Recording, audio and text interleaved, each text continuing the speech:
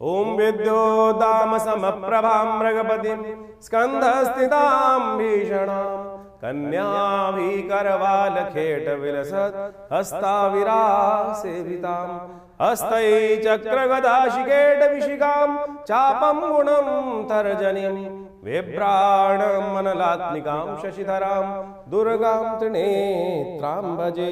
नमस्कार, स्वागत है आपका आचार्य वाणी में। मैं आचार्य डॉक्टर विक्रमादित्य आपके साथ हूं और आज का विषय हमारा है मीन राशि वालों के लिए ग्रहों का योगायोग जनवरी के अंतिम काल में कैसा पड़ने वाला है।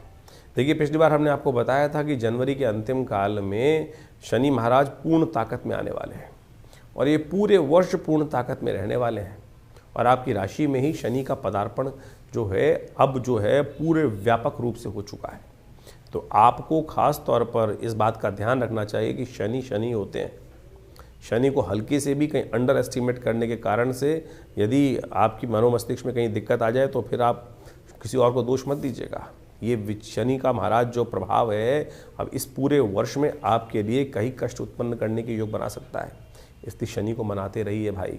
मीन राशि वालों की 7.5 का मध्य दौर चल रहा है और ये सबसे भयावह दौर है और ये भगवान की कृपा से ही किसी को यदि शनि की 7.5 में के मध्य काल में कहीं ना कहीं कुछ लाभ हो जाए तो उसके पुण्य ही होंगे, जो कहीं ना कहीं जो प्रारब्ध में कहीं ना कहीं पूर्व जन्म में कहीं किसी समय में कोई अच्छा दिया होगा वही कहीं ना कहीं लाभ की तरफ ले जा रहा होगा।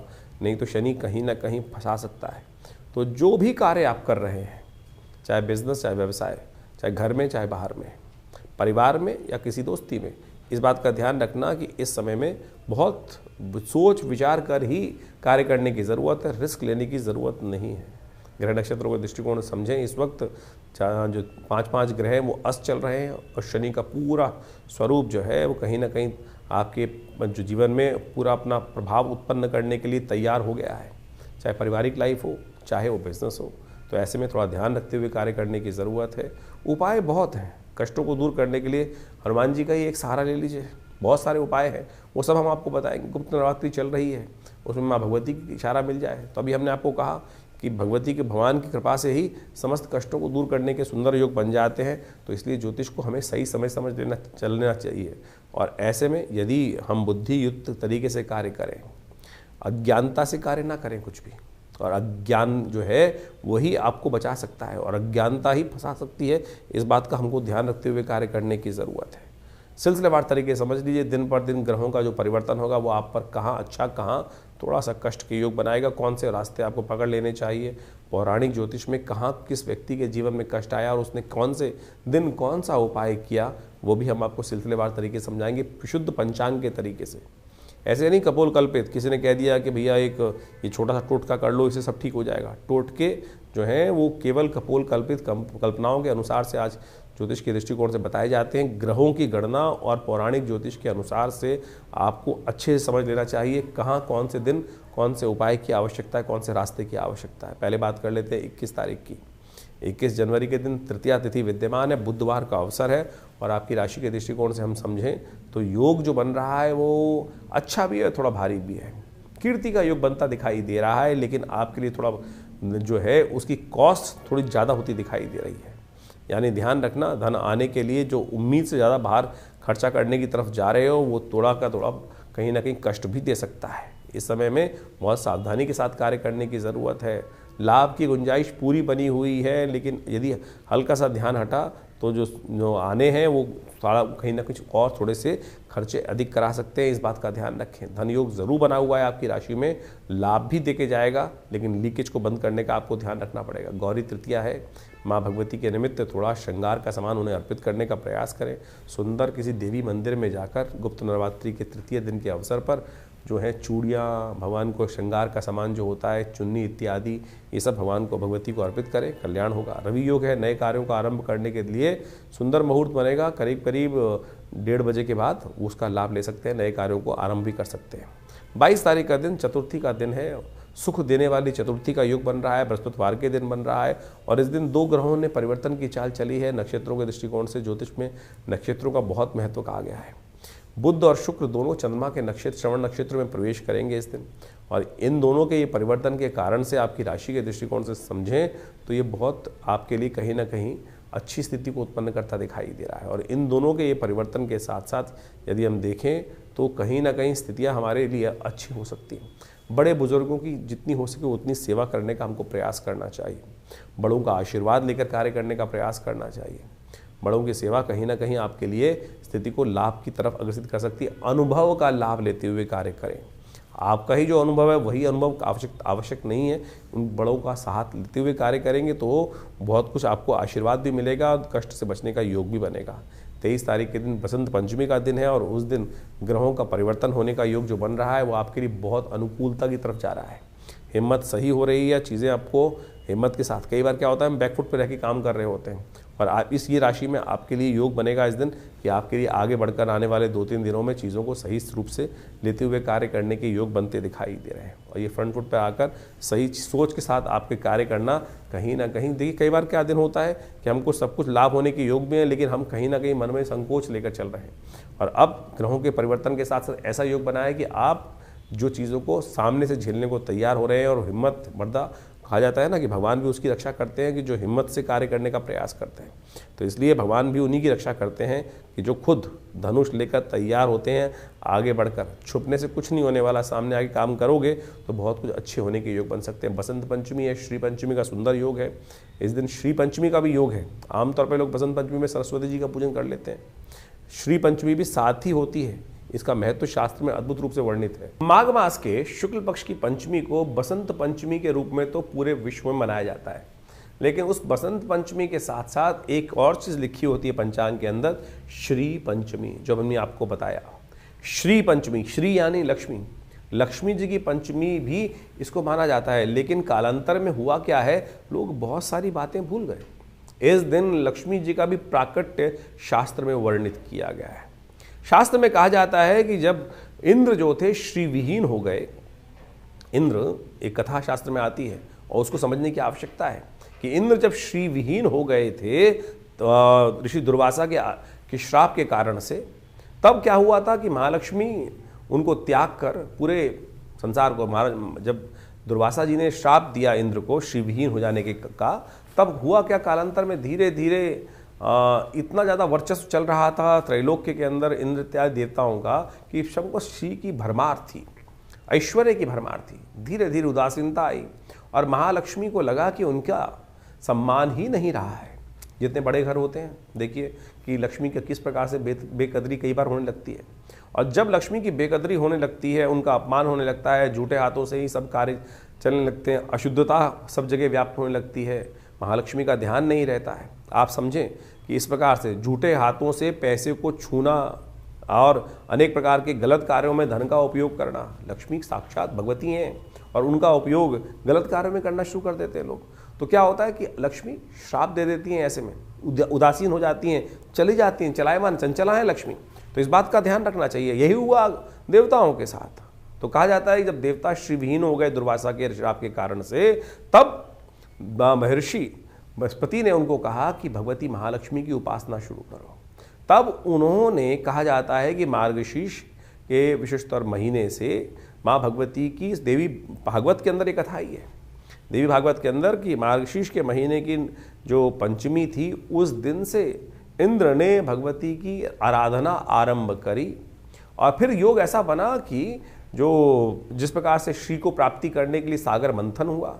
और कहा जाता है कई जगह कथाओं के अनुसार से इस श्री पंचमी के दिन माँ भगवती का प्राकट्य वर्णित किया गया है। बसंत पंचमी के दिन श्री पंचमी इसलिए लिखी गई, तो देवी पुराण के अंदर इस कथा को शास्त्र बताया गया है। तो ये भगवती की जयंती भी है।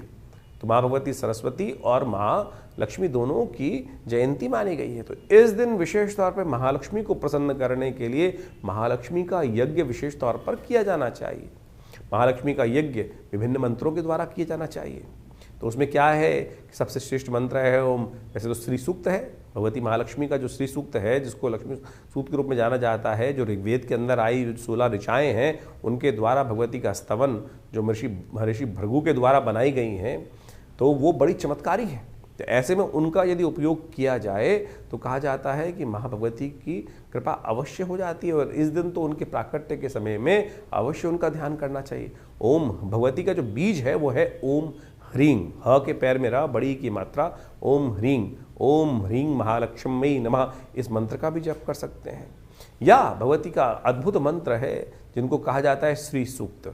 ओम हिरण्यवर्णाम हरणीं सुवर्ण रजत सृजाम चंद्राम हिरण्मयीं लक्ष्मीं जातवेदो माव ताम आव जातवेदो लक्ष्मी मनमगामिनीं यस्याम हिरण्यम विंदेयम गामश्वम पुरुषानहम अश्वपूर्वम। तो इस प्रकार से 16 मंत्र भगवती के हैं।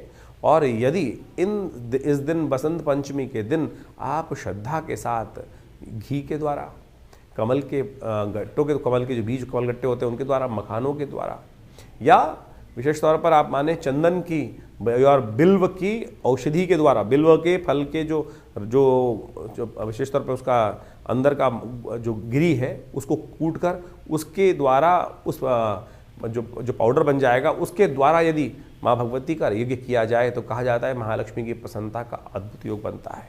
तो ऐसे में इस शुभ दिवस पर आपको अवश्य महालक्ष्मी का स्तवन भी करना चाहिए। भगवती महासरस्वती जी का भी स्तवन इस दिन शास्त्र में कहा गया है। तो आप अवश्य माँ भगवती जो दुर्गा सप्तशती के 5वें अध्याय में भी उन तीनों में कोई भेद नहीं है। महालक्ष्मी, महासरस्वती, महाकाली तीनों एक ही स्वरूप से है। ये तो आदि रूप में कई लोगों ने उनको अलग अलग स्वरूप में विभक्त कर दिया है, लेकिन है एक ही स्वरूप। माँ भगवती दुर्गा का ही इन तीनों में स्वरूप एक ही रूप से कहा गया है। तो जो भी मंत्र आप पढ़ते हैं, सर्वमंगल मांगल्ये शिवे सर्वार्थ साधिके शरण्ये त्र्यंबके गौरी नारायणी नमोस्तुते, और दुर्गा सप्तशती इसका प्रत्यक्ष उदाहरण है कि कैसे माँ भगवती का प्रादुर्भाव हुआ है, किनसे हुआ है, कैसे हुआ है। तो ये सारा का सारा वर्णन शास्त्र में बताया गया है। तो आप इस भेद में ना फंसे। तो शास्त्र में जो बताया गया है कि बसंत पंचमी और श्री पंचमी एक ही त्यौहार है, एक ही दिन किया जाता है, तो इसमें अज्ञानता से कई बार लोग तथाकथित तौर पर भेद उत्पन्न करने का प्रयास कर लेते हैं। तो इस शुभ योग में आप अवश्य जितना हो सके भगवती का सुंदर स्तवन करने का प्रयास करें, महालक्ष्मी का यज्ञ करने का प्रयास करें। ऐसे में विवेकानंद योगाश्रम में तो लगातार गुप्त नवरात्र के अवसर पर पूरा 9 दिन तक दुर्गा सप्तशती का यज्ञ चल ही रहा है। तो आप भी इस सुंदर दिवस पर आइए हमारे साथ यज्ञ में भाग लें। अपने नाम से महालक्ष्मी का यज्ञ कराने चाहते हैं तो आप हमारे फ़ोन से संपर्क साध कर हमारे साथ जुड़ सकते हैं। मीन राशि वालों, 24 तारीख के दिन ग्रह गणना क्या कह रही है जान लीजिए। उस दिन षष्ठी तिथि विद्यमान है, शनिवार का अवसर है, और साथ साथ ग्रह नक्षत्रों के दृष्टिकोण से यदि हम देखें, देखिए शुक्र इन दिनों अस्त चल रहे हैं। अभी बसंत पंचमी भी गई, बहुत सारे लोगों ने क्या कर लिया, अनजाने में बहुत सारे मुहूर्त की तरफ अग्रसित होते चले जाते हैं। देखिए जब शुक्र अस्त होता है तो जो अंशुज साया जैसे बसंत पंचमी का साया है वो भी किसी काम का नहीं रहता है। तो इस बात का हमें ध्यान रखना चाहिए। और ऐसे में ग्रह नक्षत्रों के दृष्टिकोण से आपकी जो इस दिन की तिथि गणनाएं हैं वो हमको दिखा रही हैं कि ये योग आपकी राशि के दृष्टिकोण से जो 24 तारीख को ग्रहों की गणना दिखा रही है वो कहीं ना कहीं काफ़ी मामलों में अनुकूलता प्रदान करता दिखाई दे रहा है। शनि को मनाने का दिन है, शनि महाराज को मनाने का प्रयास कर लीजिए। इस दिन एक उपाय हम बता रहे हैं आपको। शनि आपकी राशि में ही इन दिनों पूरी तरह से व्याप्त होकर बैठे हुए हैं। जितनी आपकी आयु है ना उतने मंदार के पुष्प या मंदार के पत्ते ले लीजिए। मंदार यानी आँख, और भगवान शंकर को जाके अर्पित करने का प्रयास करें। देखिएगा ये जो उपाय शास्त्र में बताया गया है ये बहुत रूप से कल्याणकारी के योग बनाता है। भविष्योत्तर पुराण के अंदर इस वर्ण कथा को वर्णित किया गया है कि जो मंदार षष्ठी के दिन भगवान सूर्य का ध्यान करते हुए, शनि के पिता सूर्य का ध्यान करते हुए ये उपाय कर लेते हैं भगवान शिव के लिए, तो उनके शनि जो हैं वो अनुकूलता को हो जाते हैं और पूरे वर्ष के लिए शुभ योग बनाने की स्थिति उत्पन्न करते हैं। 25 जनवरी के दिन ग्रह गणना को देखते हुए जो ग्रह योग बन रहे हैं वो जान लीजिए। मीन राशि वालों के लिए 25 जनवरी के दिन जो स्थितियाँ ग्रहों की हैं वो बहुत ही विशेष योग बना के तैयार कर रही हैं। रविवार का अवसर है और ग्रह नक्षत्र परिवर्तन की तरफ जा रहे हैं। जो एक बात कहते हैं कि आशीर्वाद यदि लेकर कार्य करोगे, बड़ों का सहयोग लेकर कार्य करोगे, बड़ों से पूछ के कार्य करोगे तो उसमें विजय निश्चित होने के योग बनाई दिखते हैं। लेकिन इन दिनों शनि महाराज का जो खेल आपकी राशि में चल रहा है वो आप अपने आप को सर्वस्व मान के बैठे। छोटी छोटी बातों में जिद चढ़ जाती होगी और अननेसेसरी की फ्रस्ट्रेशन परेशान करने की योग देती है। एक चुप 100 को हराए, इस बात का ध्यान रखो।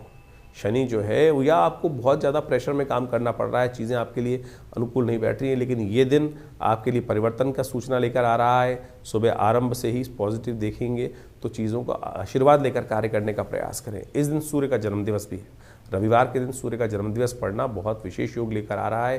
तो ऐसे में सूर्य का ये परिवर्तन आपकी राशि में जो हुआ है परिवार के लिए थोड़ा भारी योग बन रहा है, लेकिन यदि एक उपाय यदि आप कर लें इस दिन तो आपके लिए कल्याणकारी योग बनेगा। भानु सप्तमी एक ऐसी तिथि है जिसको शायद लोग भूल चुके हैं। यानी भानु सप्तमी यानी सूर्य का जन्मदिन। अनादिकाल में सूर्य इसी दिन से प्रकाश देना आरंभ किए थे। माघ मास की जो शुक्ल पक्ष की सप्तमी होती है उसको भानु सप्तमी कहा जाता है। भानु सप्तमी सूर्य का जन्मदिवस के रूप में मानी जाती है और इस बार अद्भुत योग बनकर तैयार हो रहा है कि रविवार भी है और भानु सप्तमी का योग भी बन रहा है। और यदि आपकी राशियों के दृष्टिकोण से देखा जाए तो जो प्रभाव है वो आप अच्छे से समझ लीजिए। इस समय सूर्य के तमाम दोषों को दूर करने के लिए ये वर्ष सूर्य का वर्ष है। और सत्य मान लीजिए इस बार जितनी उठापटक होने वाली है, क्योंकि बाकी ग्रहों की स्थिति जिस प्रकार की बन के तैयार होने वाली है, आप मान लीजिए एक के बाद एक अपनी महत्वाकांक्षाओं को पूर्ण करने के लिए लोग जो है वो ऐसी तरफ उद्धृत होने वाले हैं कि इस वर्ष कहीं ना कहीं भयावह स्थिति, टकराव शक्तियों, विभिन्न शक्तियों को आपस में टकराने की स्थिति बनती दिखाई दे रही है। चाहे छोटे लेवल पे हो चाहे बड़े लेवल पे हो। बड़े लेवल पे तो आप देख ही चुके हैं कि वर्ष के आरंभ के साथ ही कैसे बड़ी बड़ी शक्तियां आपस में एक दूसरे पे कब्जा करने के लिए होड़ में लगे हुए हैं। इस कार्यक्रम में हमने पहले भी अपने चैनल के माध्यम से बताया था कि ये जो वर्ष 2026 है ये सूर्य का वर्ष है और ये ऐसा वर्ष आया है कि जिसमें लोग अपनी अनाधिकार चेष्टा करने की तरफ अग्रसित होंगे, क्योंकि सूर्य जो है वो बहुत तेजी गति से इस वक्त ऐसे योग बनाते दिखाई दे रहे हैं कि जो राजा प्राप्ति करने के स्थान प्राप्त करने की तरफ अग्रसित होते दिखाई दे रहे हैं। तो मनोमस्तिष्क में कहीं ना कहीं क्लैश उत्पन्न करने के योग बहुत तेजी से बनते दिखाई दे रहे हैं। तो ऐसे में भगवान सूर्य को आपके जीवन में, क्योंकि बेकार कि हम सब आपकी राशि के दृष्टिकोण से समझें तो कैसा योग बना रहे हैं, तो कहीं ना कहीं अपने जबरदस्ती के अहंकार को हम यदि और ज़्यादा घी डालेंगे तो कहीं ना कहीं सूर्य के जो नेगेटिव प्रभाव को भी हम प्राप्त कर सकते हैं। तो कोशिश करें, अत्यधिक ताप जो होता है ना वो ठीक नहीं होता। एक संग जो है एक निश्चित दूरी पर रहते हुए कार्य कर लेना सबसे अच्छा होता है। एक ना अति घाम ना अति जो बहुत तेज जो ठंड वाला काम होता है, दोनों चीज़ें नरमता दोनों जगह कष्ट देने की योग बनाती है। तो सूर्य को सेंटर हमारे लिए सम रूप से हमको प्रकाशित करते रहे, उसे काम करते रहें। तो उस दिन कोशिश ये करें भगवान सूर्य के निमित्त अवश्य कुछ ना कुछ कार्य करने का प्रयास करें। आपकी राशि के दृष्टिकोण से हमें दिखाई देता है कि इस समय आपको विशेष तौर पर रविवार के दिन भगवान सूर्य को अर्घ अवश्य देना चाहिए। सूर्य के जन्मदिवस के दिन किसी बड़े व्यक्ति को जन्मदिवस देने जाते हैं तो आप माला पहना के आते हैं, कुछ ना कुछ उनका स्वागत करते हुए वस्त्र इत्यादि अलंकृत करने का प्रयास करते हैं। तो सूर्य के जन्मदिवस पर कोशिश ये करें जब सूर्य उदित हो रहे हों उस समय एक तांबे के लोटे में थोड़ा सा रोली डालकर और एक पीला पुष्प डालकर और जल लेकर और दोनों हाथ सिर के ऊपर से रखकर इस प्रकार से भगवान सूर्य के का ध्यान दर्शन करते हुए ओम घृणी सूर्य आदित्याय नमः, ओम सूर्याय नमः, ओम भास्कराय नमः, या जो मंत्र है ओम अहे सूर्य सहस्त्रांशो तेजो राशि जगतपते अनुकंपय माम भक्त्या गणर्घम दिवाकर। तो इस प्रकार से भगवान सूर्य का मनी मन गायत्री मंत्र का जप करते हुए भगवान सूर्य को अर्घ दें, उनका तेज का ध्यान करें और उस ओज को अपने अंदर भी ग्रहण करने का प्रयास करें। इतना छोटा सा कार्य है। यदि इसके साथ साथ गायत्री यज्ञ कर सकें, अन्न इत्यादि का गेहूँ इत्यादि का दान कर सकें, ये भी सूर्य से ही संबंध बहुत श्रेष्ठ उपाय हैं। इनको आप करें तो आपके लिए कल्याणकारी योग बनेंगे बहुत सुंदर रूप से। इस दिन नमक का दान करना भी श्रेष्ठ दिखाई देता है। रविवार का अवसर है तो विशेष तौर पे यज्ञ आश्रम पे रहता ही है हर रोज़ की तरह। तो हमने रविवार के दिन विशेष यज्ञ को सूर्य ग्रह शांति महायज्ञ, नवग्रह शांति महायज्ञ के रूप में रखा है। तो उस दिन भगवान सूर्य की प्रसन्नता के लिए विभिन्न प्रकार के मंत्रों से यज्ञ किया जाएगा और साथ साथ आदित्य स्तोत्र का पाठ किया जाएगा।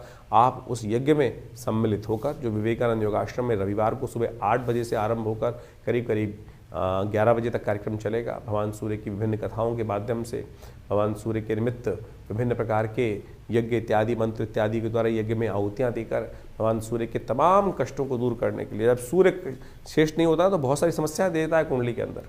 जब सूर्य खराब चल रहे होते हैं तो स्किन डिसीज, हड्डियाँ संबंधी समस्याएँ, या आपके लिए हार लगातार हो जा रही जीवन में, तो समझ लीजिए कहीं ना कहीं सूर्य ठीक नहीं है। बहुत ओवर एम्बिशियस आदमी है वो भी सूर्य के कहीं ना कहीं जो सेल्फ कॉन्फिडेंस व्यक्ति लूज कर चुका है और कीर्ति प्राप्त हो ही नहीं रही है।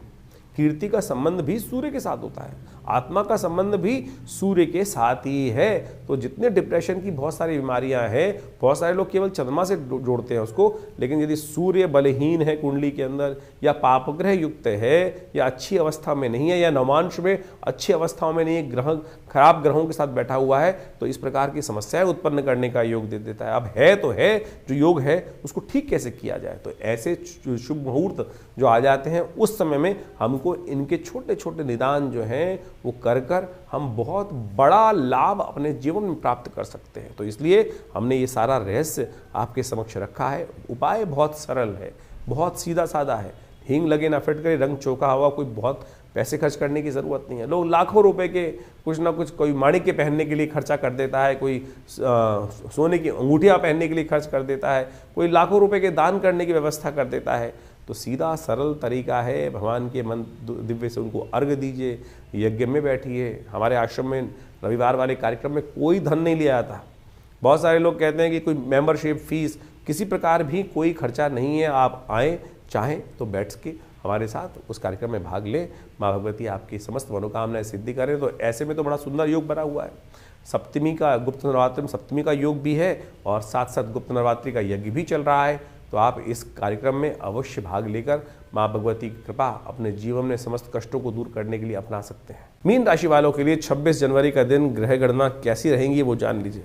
आरंभ थोड़ा सा हल्का दिखाई देता है, ग्रह थोड़े से भारी हैं, नए कार्यों को आरंभ करने से थोड़ा बचना चाहिए। लेकिन आगे चलकर स्थितियां जो हैं वो कहीं ना कहीं पुराने मित्रों से मुलाकात करने के योग बनाती दिखाई दे रही हैं। पुराने संपर्कों में कहीं ना कहीं स्थिति जो है वो आपके लिए कुछ ना कुछ रास्ते बनाते दिखाई दे रही हैं। इस दिन कोशिश ये करें, घर परिवार के साथ मिलकर बैठकर, पुराने दोस्तों के साथ मिलकर बैठकर नई चीज़ों को डिस्कस करने का प्रयास कीजिए। चीज़ें आपके लिए अनुकूलता की तरफ जाएंगी। 26 जनवरी आप सबको बहुत शुभ हो। माँ भगवती की कृपा आप सब पे विराजमान रहे। मीन राशि वालों के लिए 27 तारीख का दिन ग्रह गणना के अनुसार से क्या है जान लीजिए। नौमी तिथि मंगलवार का योग और गुप्त नवरात्रि का अंतिम दिवस मंगलवार के साथ ही योग पढ़ना ज्योतिषीय दृष्टिकोण से एक बहुत अद्भुत योग लेकर आता है। कहा जाता है कि जो माँ भगवती का इस दिन स्तवन कर लेता है उसके समस्त कष्ट दूर हो जाते हैं, क्योंकि जो 12वें अध्याय के अंदर भगवती ने सप्तशती में कहा है, सर्वा बाधा विनिर्मुक्तो धन धान्य सुतान्विता मनुष्य मत प्रसादिन भविष्यति न संशया। यानी इसमें माँ भगवती कृपा से कष्टों को दूर करने में कोई संशय है नहीं। ग्रह नक्षत्रों की गणना के अनुसार से यदि ग्रहों का खेल इस दिन देखा जाए तो आपकी राशि के दृष्टिकोण से एक परिवर्तन का योग दिखा रहा है। हिम्मत अच्छी है, पॉजिटिविटी के साथ कार्य करते दिखाई दे रहे हैं। और लेकिन ऐसा योग भी बन रहा है कि कुछ फालतू के काम आपके जिम्मे पड़ते दिखाई दे रहे हैं। थोड़ा सा टाइम को यूटिलाइज करते हुए कार्य करें। बेकार की चीज़ों में बहुत ज़्यादा समय बर्बाद होने के योग भी साथ साथ बनते दिखाई दे रहे हैं। कोशिश करें, हनुमान जी का सुंदर स्तवन करें, कल्याण होगा। 27 तारीख के दिन एक खास योग बन रहा है, वो आपको अच्छे समझ लेना चाहिए। इस दिन गुप्त नवरात्र की 9वीं तिथि है और साथ साथ मंगलवार का योग भी बन रहा है। ये मंगल को जब भी कोई अनुष्ठान जब पूर्ण करने का योग बनता है तो कहा जाता है ऐसे में मनोकामनाओं को सिद्धि के लिए अद्भुत योग बनता दिखाई देता है। 9वीं और मंगलवार का योग माँ भगवती को प्रसन्न करने के लिए बड़ा सुंदर, ग्रह नक्षत्र चंद्रमा उच्च के होकर विराजमान है इस दिन। तो ये योग मनोकामना सिद्धि के लिए बड़ा अद्भुत शास्त्र के दृष्टिकोण से वर्णित किया गया है। हमने विवेकानंद योगाश्रम में जो 9 दिन से चल रहा गुप्त नवरात्रि का यज्ञ है, माँ भगवती का चंडी यज्ञ जो चल रहा है उसकी पूर्णाहुति की वेला रहेगी। और साथ साथ मंगलवार का सुंदर कांड का पाठ रखने का भी हमने सुंदर कार्यक्रम रखा है। तो आप इस सुंदर योग पर माँ भगवती की सुंदर स्तुति और साथ में हनुमान जी का मंगलवार का सुंदर योग जो बना है ना, उसका सानिध्य लेने का प्रयास कीजिए। माँ भगवती की कृपा से समस्त मनोरथ सिद्ध होने के अद्भुत योग आपकी राशि में बनते दिखाई दे रहे हैं।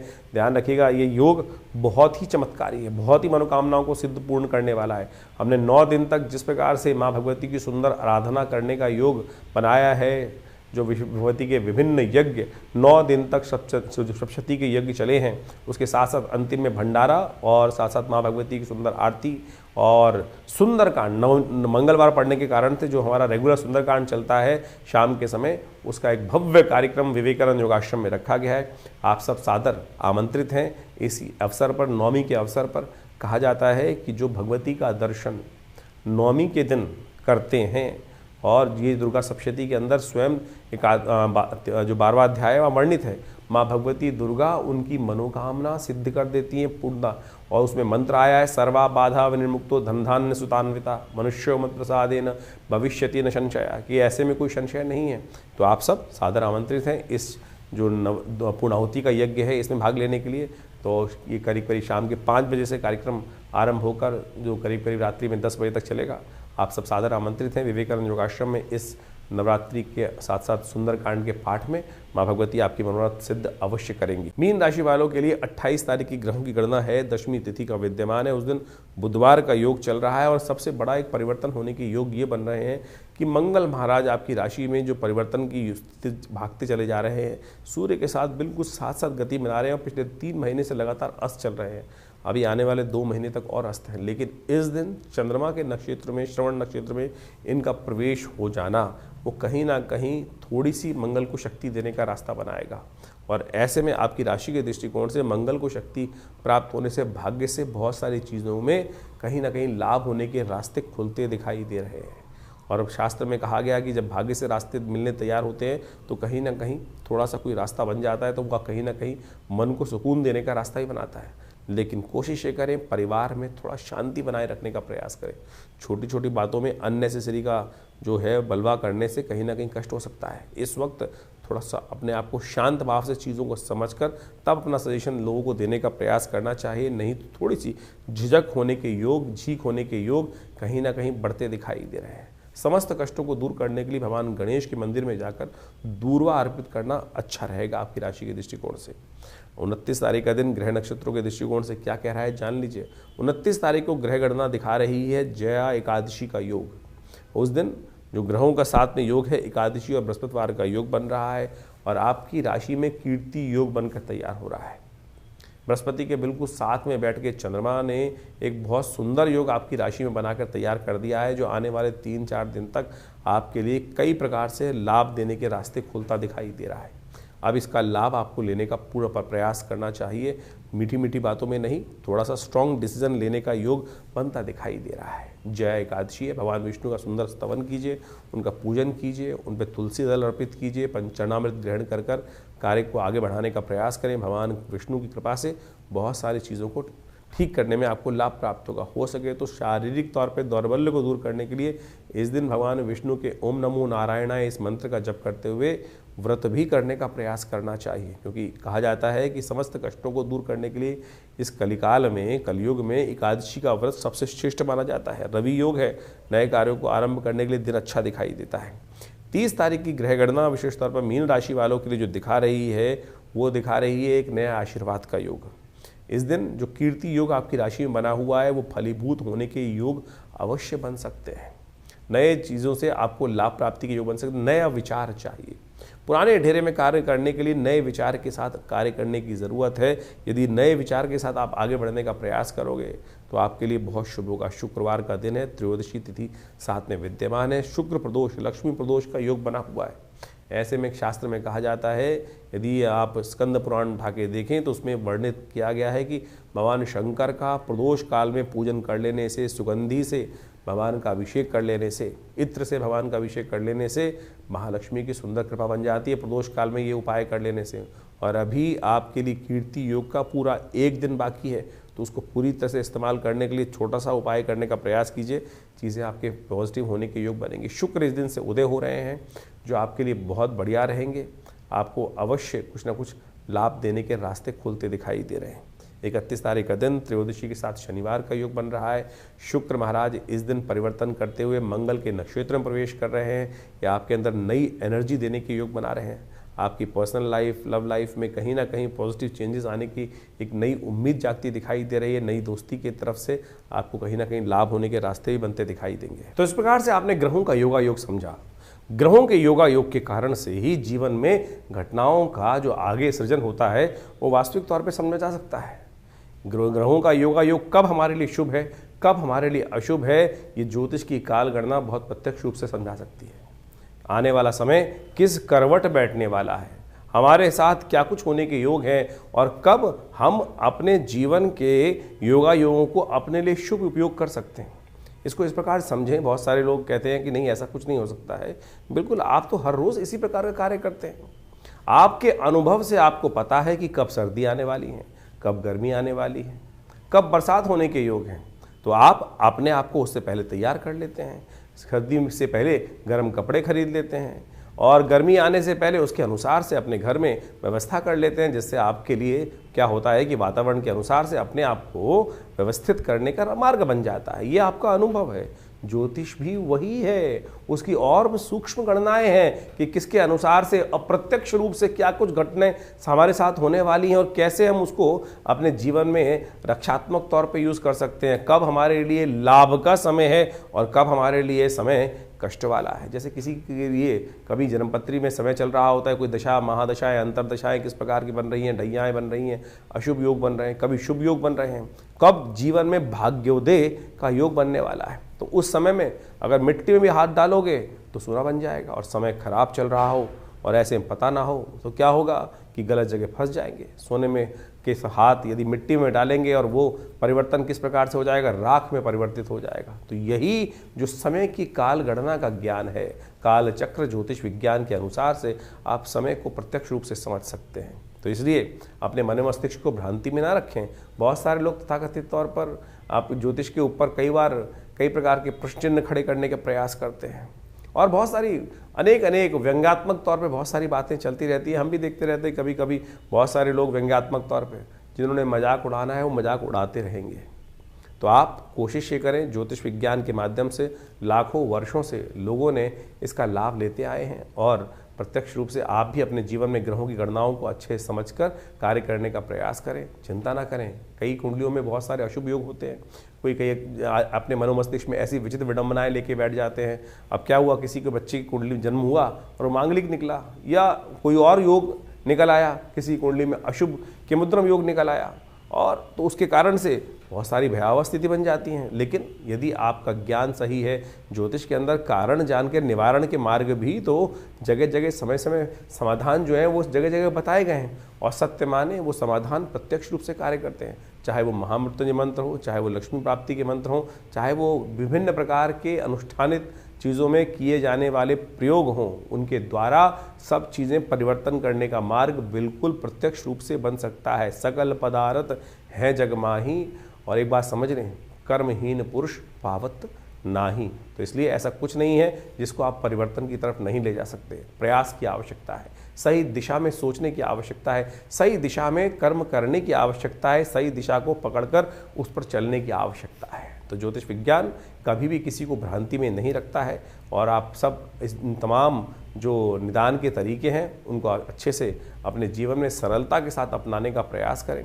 हमारा इस कार्यक्रम के माध्यम से आपके समक्ष जुड़ने का एक ही उद्देश्य रहता है कि पौराणिक ज्योतिष जो है, जो वो कथाओं के माध्यम से हमारे विभिन्न शास्त्रों में बताई गई हैं, योगा योग के माध्यम से विभिन्न शास्त्रों में बताई गई हैं, उन समस्त चीज़ों को आपके समक्ष रखें। और एक बात समझें, जो टोटकों के चक्कर में व्यक्ति फंसे रहते हैं ना, उसके कारण से नुकसान होने के योग बन जाते हैं। उनका कोई बेस नहीं होता है करना जो बिना किसी के तथ्यों के बहुत सारे टोटकों का आज की तारीख में जो प्रचलन सा हो गया है। हमारे विभिन्न प्रकार के तथाकथित तौर पर विद्वान जो उपस्थित हो जाते हैं, जो शास्त्र को मानते नहीं हैं और कुछ भी अनर्गल प्रलाप अपने कुछ बातों को करते रहते हैं। जैसे एक बहुत सारी बातें आजकल चलती हैं कि जो ग्रह आपका बहुत अच्छा हो उसका दान नहीं करना चाहिए। कहाँ लिखा है? सोच के दान देना चाहिए क्या? जिस प्रकार से अगर सोच के दान दे रहे हैं तो फिर तो दान का फ़ायदा ही नहीं है, फिर तो व्यवसाय हो गया। फिर वो व्यवसाय कर रहे हो तो फिर उस दान का फ़ायदा ही क्या है? तो इस प्रकार का आप समझें कि किसी कुंडली में किसी ने कहा जी बृहस्पति बहुत अच्छा है, आप बृहस्पति की चीज़ों का दान करना बंद कर दो। आपका शनि खराब है तो आप शनि की चीज़ों को दान कर दो। और उसको अगर आपने कोई ग्रह सबसे अच्छा है जिसकी वजह से आपकी कुंडली में पैसा आ रहा है, उसकी चीज़ों का आपने दान कर दिया तो आपके भी शुभ योग चले जाएंगे। शास्त्र में ऐसा कोई प्रमाण नहीं निकलता, ना मिलता है, ना बताया गया है, ना किसी ग्रंथ में लिखा है। ये केवल आज तथाकथित तौर पर कुछ जो अपने आप को ज्योतिष में एक स्टंटबाजी करने का प्रयास करते हैं, उनके द्वारा ऐसी भ्रांति उत्पन्न करने का प्रयास किया गया है। तो आपसे अनुरोध है कि आप इन सब की बातों को जहाँ जिसकी आवश्यकता है तो उसको आप करने का प्रयास करें, और तो उससे कल्याण होगा, रास्ते भी बनेंगे और जीवन में सुख भी पदार्पण करने के योग बनेंगे, पुण्य जागेंगे। पुण्य को जगाने का हम प्रयास करें। तो इसलिए जो जो हमारे शास्त्र के दृष्टिकोण से जो पुण्य पर्व आ रहे हैं, जैसे आपके समक्ष हम हमें समय बताते रहते हैं पंचांग के माध्यम से कि ये पुण्य पर्व है, इस दिन ये कार्य किया जाए तो बहुत सारे कष्ट निवारण का योग बन जाता है। तो वो अवश्य, और उसके लिए जो टेस्टिमनीज़ हैं वो हमारे पुरानी कथाओं के माध्यम से, शास्त्रों में, विभिन्न पुराणों में और विभिन्न ग्रंथों में टेस्टिमनीज के तौर पे कथा के माध्यम से बताई गई हैं। चाहे वो सत्यनारायण कथा ही बताई गई है। बहुत सारे लोग तो सत्यनारायण कथा को बड़े व्यंग्यात्मक तौर पे करते हैं कि वैसा हो गया वैसा हो गया। अरे वो टेस्टिमनी है, घटी, तो उसके लिए उसको लिखित किया गया। ऐसे जीवन में घटना घटी कि एक नाम के स्मरण मात्र से, तो उसको आप व्यंग्यात्मक तौर पे लें। जब आपके साथ घटेगी तब आप प्रत्यक्ष रूप से समझेंगे, तब जाकर आपको पता चलेगा। एक से एक असंभव से असंभव बात होने वाली प्रकृति में घटनाएं घटती हैं और उसको लिखित किया गया है, शास्त्र में बताया गया है। तो इसको आप व्यंग्यात्मक तौर पे जो लोग समझने का प्रयास नहीं करते हैं, व्यंग उड़ाने का प्रयास करते हैं, वो उनकी मूर्खता है। तो हमारा आपसे अनुरोध है कि आप जो भी प्रश्न जानना चाहें चिंता ना करें, चाहे आपके मन में कैसी भी शंका हो, हमारे इस जो सोशल मीडिया अकाउंट है, हमारा जो चैनल का है, उसमें आप जाके लिख सकते हैं। हम आपको उनके प्रश्नों का निदान भी कोशिश करेंगे, प्रयास करेंगे। लेकिन बहुत सारे प्रश्न आते हैं तो उनके लिए बहुत सारी दिक्कत हो जाती है। तो हमने रविवार का दिन विवेकानंद योगाश्रम में रखा हुआ है। उस दिन फ्री कंसल्टेशन है, ओपन सेशन है। रविवार को सुबह 8 बजे से यज्ञ शुरू होता है और उस वक्त वहाँ पर बहुत यज्ञ इत्यादि, बहुत रामचरितमानस का स्वाध्याय और फिर एक जन प्रश्न का ये भी कार्यक्रम रहता है। जो भी आपके प्रश्न हो आश्रम में आकर हमसे जान सकते हैं। दिल्ली में विवेकानंद योगाश्रम लक्ष्मी नगर में स्थित है और आप सबको हम सादर आमंत्रित करते हैं। माँ भगवती का दर्शन करें। दिव्य प्रतिमा माँ भगवती की विद्यमान है और जो जो मन में जीवन में आकांक्षाएं हों, कष्ट हों, उनको दूर करने के लिए आप माँ भगवती के सानिध्य में यज्ञ करें। अभी तो जैसे इन दिनों नवरात्र का सुंदर पर्व चल रहा है, तो आप उन सब में आकर भगवती के सानिध्य में यज्ञ में बैठ सकते हैं, मनोकामना सिद्धि के लिए प्रयोग कर सकते हैं। हमने देखा है कि जो भी लोग उस यज्ञ में आके बैठते हैं, माँ भगवती की कृपा से उनके कष्ट अद्भुत प्रकार से दूर होते हैं।